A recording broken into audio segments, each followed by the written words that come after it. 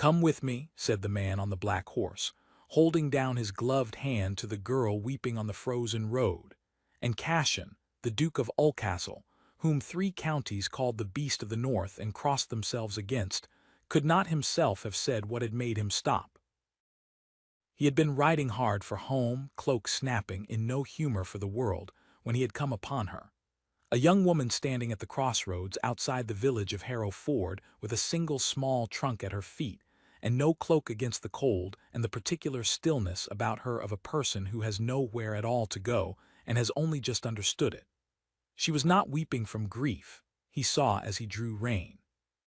She was weeping from cold and shock and the simple animal exhaustion of a creature turned out of its den in winter, and she stood very straight through it, which was somehow worse than if she had crumpled, and it was the straightness, perhaps, that made him stop. "I do not require assistance, sir," she said, before he had spoken, in the clear, careful voice of gentle breeding fallen on hard times. "I am waiting for the mail coach." "The mail coach passed 2 hours since," said Cashen. "It does not come again until Thursday. It is Monday, and it will snow before dark, and you have no cloak. Where do you go?" "I do not know," said the girl, and having said it aloud plainly for the first time, she seemed to feel the whole weight of it, and her chin trembled once and then said again, hard, "I have not yet decided. I am considering my options." "You have no options," he said, not unkindly, only in the flat way he said most things. "You have a trunk and no cloak and the mail on Thursday and a snowstorm by dark. That is not a set of options. That is a death prettily delayed. I ask you again, and civilly, which is more than most get from me. Where do you go, and what has happened to you?" Her name was Rosalind Aventer, and what had happened to her was this.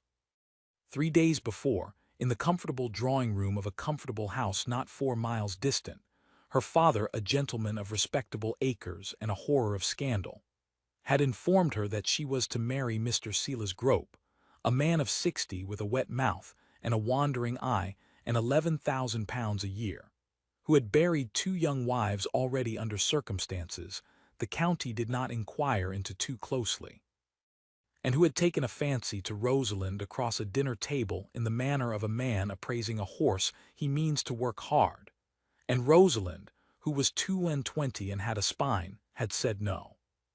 She had said it once quietly, and once firmly, and the third time, when her father raised his hand as though to strike sense into her, she had said it with a steadiness that had frightened them both. No, she would not if it meant her ruin, for a ruin one walks into with open eyes is at least one's own, and a marriage to Silas Grope was a slower ruin with none of the dignity.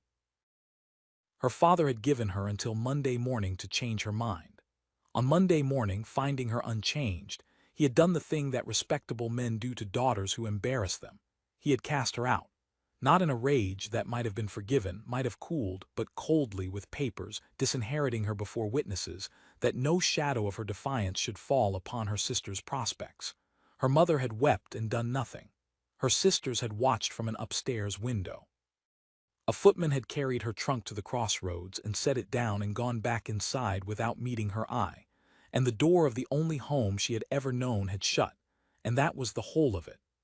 22 years a daughter of the house, and turned out at a crossroads in January for the crime of refusing to be sold to a man who buried his wives.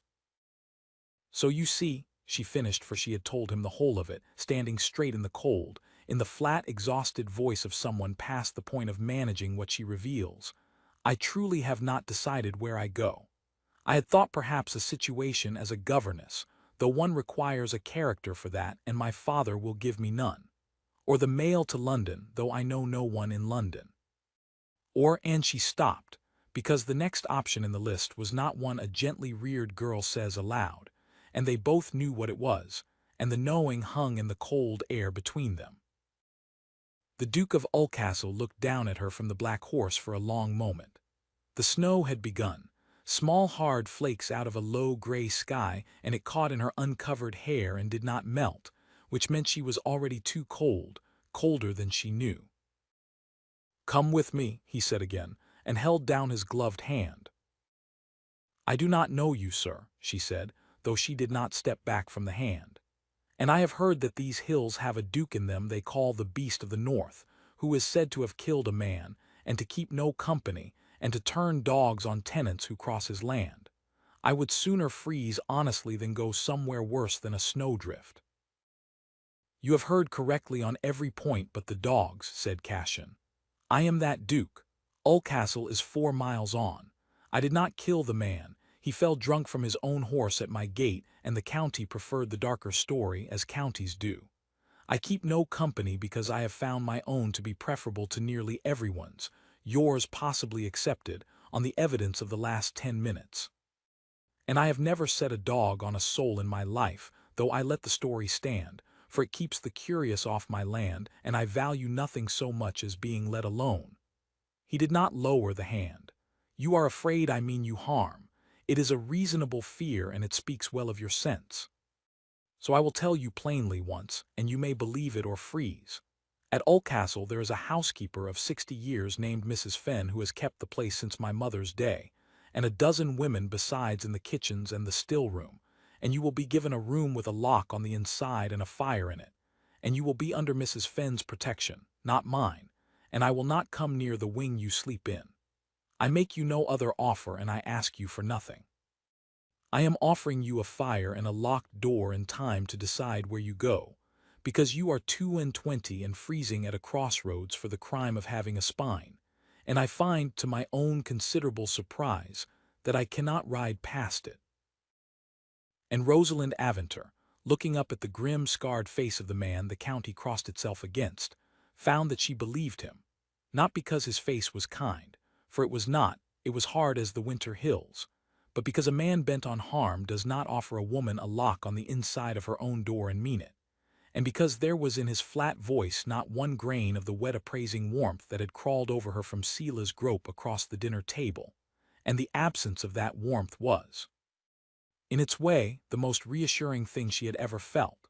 She put her cold hand in his gloved one, and he drew her up before him on the black horse as easily as if she weighed nothing, and wrapped his own great cloak about them both, and turned toward the hills, and she wept again, silently, into the wool of a stranger's cloak, this time not from cold but from the unbearable, unlooked-for kindness of it, coming as it did at the exact hour she had decided the world contained none.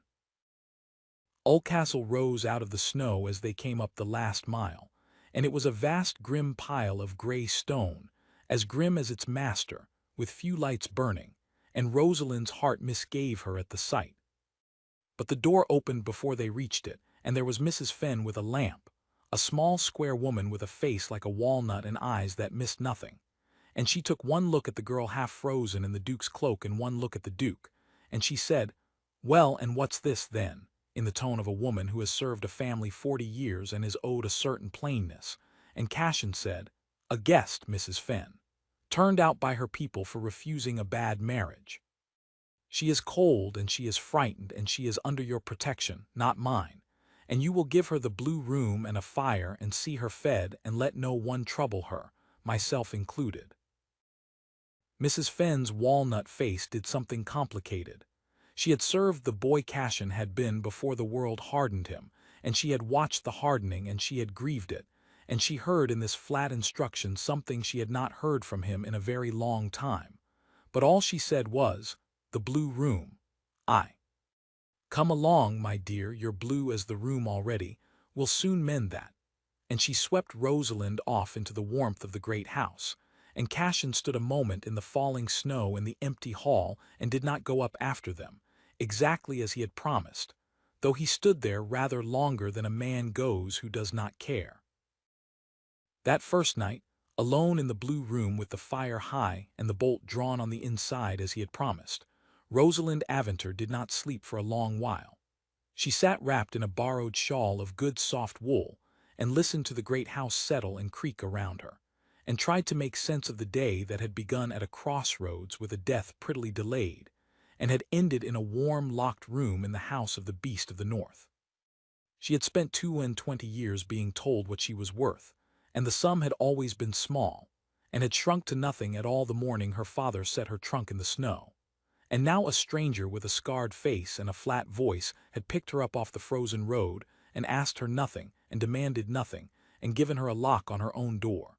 And she found she did not know what to do with a kindness that came with no price attached, having never in her life been shown one. She half expected even now to hear a step in the corridor, a hand at the latch, the price come due at last. No step came. The fire burned down and she banked it and slept at last near dawn and woke to find a breakfast tray left outside her door by unseen hands, and a note in a plain strong script that said only, "The library is the warm room in the mornings. The sun comes in until noon. No one will trouble you there." And she had wept over the note, absurdly, for it was the first thing anyone had written to her in months that asked nothing of her at all.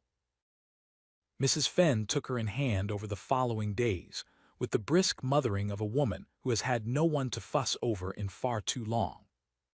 There was, it emerged, a trunk of good plain cloth in a storeroom, left from the old Duchess's charity work. God rest her, she was forever clothing half the valley. And out of it Mrs. Fenn conjured, with the still-room maids, 2 gowns and a warm pelisse that fit Rosalind well enough, so that she need no longer wear the single travel-stained dress she had been cast out in. And Mrs. Fenn talked, as she worked, in the manner of the old and the loyal, and from her talk Rosalind assembled the first pieces of the Duke, that he had been a laughing boy once. You'd not credit it now. That something had broken in him a long while back. A woman in it, there's always a woman in it, and a fire, and the county made it into a wickedness because they'd rather that than the truth. Folk are like that. And that he had lived alone in the great house for 15 years with no company but his books and his horses and his grief. And I'll tell you plain, my dear, for I've served him man and boy, I've not seen him leave a note on a lady's door in all that time, nor stop his horse for a soul on the road. And what you're to make of that I'm sure I don't know, but I know what I make of it. And she had pressed her walnut lips together and said no more, but had looked at Rosalind with her missing-nothing eyes in a way that made the girl blush and turn to the folding of a gown. He kept his word. That was the thing that undid her over the slow snowbound weeks that followed, that he kept exactly every word. He did not come to her wing. She had the blue room with its lock, and the fire never went out, and Mrs. Fenn ruled the house like a benevolent sergeant, and saw the girl clothed decently out of a trunk of good plain stuffs that appeared without explanation, and fed until the blue left her face and a little color came, and let alone in the great library, where Rosalind, who loved books as some women love jewels, discovered a treasury gone to dust for want of anyone to read it. And the Duke of Oldcastle kept to his own end of the house and his own grim business, and for the first week she saw him only at a distance, a tall dark figure crossing a courtyard, and she began to breathe. But a house in a snowbound winter is not so large as all that, and by the second week they had begun, inevitably, to meet in the library, where she was always to be found and where, it transpired, he came of an evening to a chair by the far window that had plainly been his refuge long before her arrival, in the long stone gallery where they both, it seemed, walked when they could not sleep. They did not seek each other. They simply failed, over and over, to avoid each other, and having failed, they fell to talking, because it is difficult for 2 intelligent people to share a fire in silence for very long. And Cashin of Oldcastle discovered that Rosalind Aventer had read half his library already and had opinions on all of it. And Rosalind discovered that the beast of the north was not a beast at all, but a man walled up alive inside a reputation, and that the wall, like all walls, had a door, and that no one had knocked at it in 15 years. She learned his story in pieces, over those evenings, the way one learns anything true, not told outright but let slip, glimpsed sideways, assembled. She learned that he had loved once, a girl of the county, when he was young and his face not yet scarred nor his heart yet hard, and that the girl's family had reckoned him well enough but had reckoned better of a marquis, and had married her elsewhere with the same cold efficiency Rosalind's own family had shown, and that the day of that other wedding a fire had broken out in the east wing of Oldcastle, and Cashin, half mad with a grief he could tell no one, had gone in after his mother's aged maid who was trapped there, and had brought her out alive, and had brought out with himself the long scar down the left of his face, and jaw that the county, unwilling to credit a beast with heroism, had woven into a darker tale of violence and vice. He had let the tale stand. It had seemed to him, in his bitterness, no worse than the truth, which was that he had been found insufficient and set aside, and a man set aside will often prefer to be feared than pitied, for fear at least leaves a man his dignity. "They made a monster of you," Rosalind said one night quietly, when she had assembled enough of it to see the shape, because a hero who was jilted was too sad to look at, and a monster is more comfortable. It is easier to fear a man than to be sorry for him. Cashin looked at her across the fire for a long moment. No one had ever said it. No one had ever seen the shape of it in 15 years because he had let no one close enough to see, and he had told himself he preferred it so. "You are very like me," he said at last slowly, as though the thought surprised him. "They made a thing of you as well, an ungrateful daughter, a scandal, a girl without a character, because it was easier than admitting they had tried to sell you to a man who buries his wives. We have both of us been cast in parts by people who found the truth of us inconvenient." "Yes," said Rosalind, "I have been thinking the same these 3 weeks. It is why I am not afraid of you, I think, though I ought to be, by every account. One is not afraid of a mirror." And Cashin of Oldcastle, who had not wanted anything from another living soul in 15 years, felt the wall he had built stir on its foundations, and was afraid, genuinely afraid, for the first time since the fire, not of her, but of what her presence was doing to a solitude he had come to mistake for peace. The snow held them in for the better part of 6 weeks, and when at last it broke and the roads opened, the world came looking, as the world does. It came first as a letter, and then as a carriage. The letter was from Rosalind's father, and it had not been prompted by any softening of his heart but by a hardening of his arithmetic. Silas Grope, it transpired, had not given up his fancy, and had let it be known that he would still take the girl, disinherited or no, and would even settle a sum upon the family for the convenience. For a man who buries his wives is not particular about their portions, only about their persons. And so Rosalind's father, who had cast her out for defiance, now wrote to command her home, having discovered a use for her after all, and the letter was cold and certain and assumed, in the manner of such men, that a daughter turned out in January and starving would crawl home in March grateful for any roof at all, even a roof with Silas Grope beneath it. The carriage that followed the letter was Grope's own, and Grope was in it, arrived at the gates of Oldcastle with 2 men, and the confident air of a purchaser come to collect his goods, having traced the girl, for the county gossiped, and a duke sheltering a disgraced beauty was gossip of the finest sort, and having decided that the beast of the north was a fellow one dealt with man to man, over a fee. Cashin received him in the great hall. Rosalind was not present. Mrs. Fenn had taken her to the still-room the moment the carriage was sighted, and stood before the door of it with a rolling pin and an expression that suggested she would use it. And in the great cold hall the Duke of Oldcastle listened, with a stillness that ought to have warned a clever man, while Silas Grope explained the situation. That the girl was his by arrangement with her father, that the Duke's harboring of her was becoming a scandal that touched them both, that he, Grope, was prepared to be generous and to overlook the irregularity, and to take her off the Duke's hands that very afternoon with a sum for the trouble and no hard feelings between gentlemen. "She is 22, said Cashin when he had finished, "and she said no to you. 3 times, I understand, loudly enough to be turned out at a crossroads in January for it. That is not a woman uncertain of her mind. That is a woman who would sooner freeze than have you, and who nearly did, and whom I found freezing, and whom I will not now hand back across my own threshold to the very fate she chose death over. You have had your answer. You had it in December. You are hearing it again now from me, and you will not hear it a 3rd time civilly." Grope's wet mouth tightened. He was a man used to buying what he wanted, and he had money enough to have forgotten that some things are not for sale. "You have no right to her," he said. "Her father." "Her father," said the Duke of Oldcastle, and something in his voice made the 2 men behind Grope shift their feet, cast her out before witnesses and disinherited her before the law. He renounced every right a father has, the morning he set her trunk at a crossroads. She belongs to no one now, sir, which is precisely the point you and he have both failed to grasp. She is not a horse to be sold from one stall to another. She is a free woman on my land under my protection, and you will get back into your carriage, and you will tell her father that the beast of the north sends his compliments and advises him to trouble neither the lady nor me again, because the stories the county tells of me are mostly false. But I find I have a sudden strong inclination to make one or two of them true, beginning with you, if you are still upon my land when I have finished speaking. He was not still upon the land.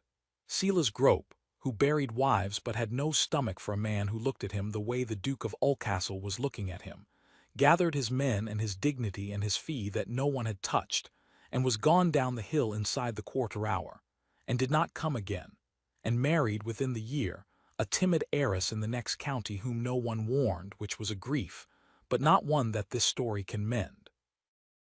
When the carriage had gone, Cashin went to the still-room, where Mrs. Fenn lowered her rolling pin and Rosalind stood white and rigid, having heard, through the door, most of it. "He is gone," said the Duke. "He will not return, nor need you return to your father. The letter is answered, and the answer is that you are not his to command, being neither his heir nor his dependent nor, any longer, in any way within his power. You are free, Miss Aventer. I want you to hear it plainly from me in this room. You are entirely free. You may stay under this roof as long as you wish it, or you may take a sum I will settle on you gladly and go wherever in the world you choose, London or the sea or the moon, and no man, not your father, not Grope, not I, will have the smallest claim upon you. I promised you a locked door and time to decide. The door is still locked and the time is still yours. Decide nothing for my sake. I have managed 15 years alone and can manage more. Only decide it free." She did not answer at once. She took the time he offered because he had offered it truly, and because she had learned in 3 months at Oldcastle that a decision made in gratitude is only another kind of cage, and she would not go from her father's cage to Silas Grope's to a third, however kind, without being certain the door of it was one she chose and not one she fled into. So she stayed the spring on her own terms and watched the hills go green, and read her way further into the great library, and walked the gallery of an evening with the scarred silent Duke who kept, still, every word he had given, and never once pressed her, and grew, if anything, more careful of her freedom the more plainly she could see he did not wish her to use it to leave.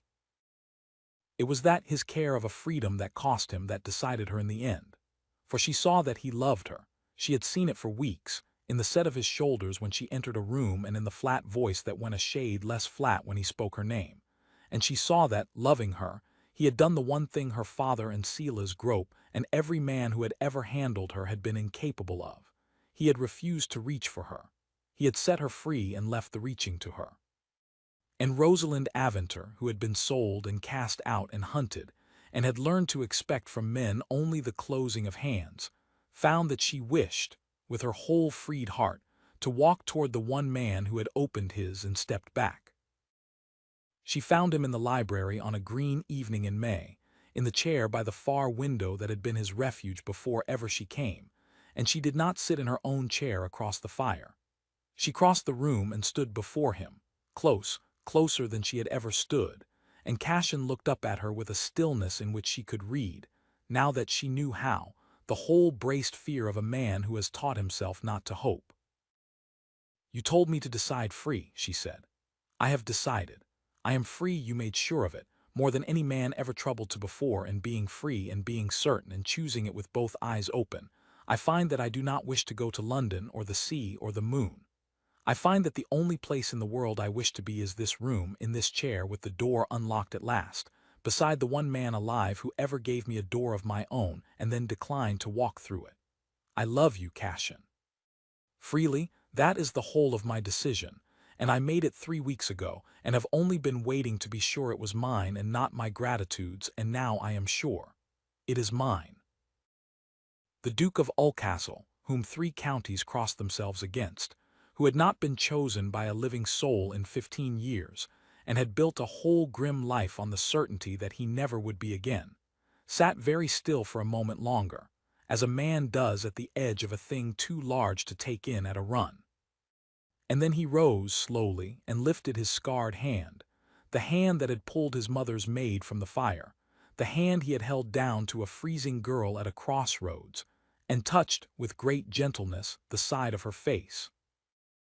"I stopped for you on that road," he said low, "and I could not have told you why, and I have known why for 2 months and could not say it, for I had no right to say it to a woman I had promised to leave free.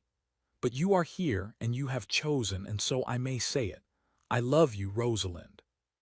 I have been a walled-up man for 15 years, and you knocked, and you are the only one who ever did, and if you will have me scar and reputation and grim great house and all, I will spend the rest of my life being the door that stays open.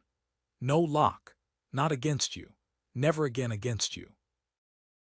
They were married at Oldcastle in June, in the small stone chapel, with Mrs. Fenn weeping frankly in the front pew and the whole household, who had watched their grim master come back to life by degrees over one snowbound winter, and loved the girl for the doing of it, crowded joyful behind. Rosalind's father, learning of it, wrote a letter suddenly warm with paternal feeling and hopes of reconciliation, having discovered that a daughter he had disinherited for a scandal had become a duchess after all. And the Duchess of Oldcastle read it by her own fire, and considered it, and answered it with a courtesy as cool and complete as the winter road he had once left her standing on. For she had learned from her husband that the deepest answer one can give the people who cast one out is not revenge, but the plain, unbotherable fact of one's own happiness, arrived at entirely without them. And the county, which had called him the beast of the north for 15 years, found it could not go on doing so, for a beast does not marry for love a portionless girl the world had thrown away, and does not laugh, as the Duke of Oldcastle was now sometimes heard to laugh, low and rusty and disbelieving, at things his duchess said across the library fire. The stories died for want of feeding. And in the great grim house that had stood so long with few lights burning, the lights burned late now in the library every evening, 2 chairs drawn close to one fire, 2 people who had each been cast in a cruel part by people who found their truth inconvenient, and who had found in each other, at a crossroads in the snow, the one thing neither had dared any longer to expect, someone who saw the truth, and held out a hand and said, "Come with me," and meant it to the end.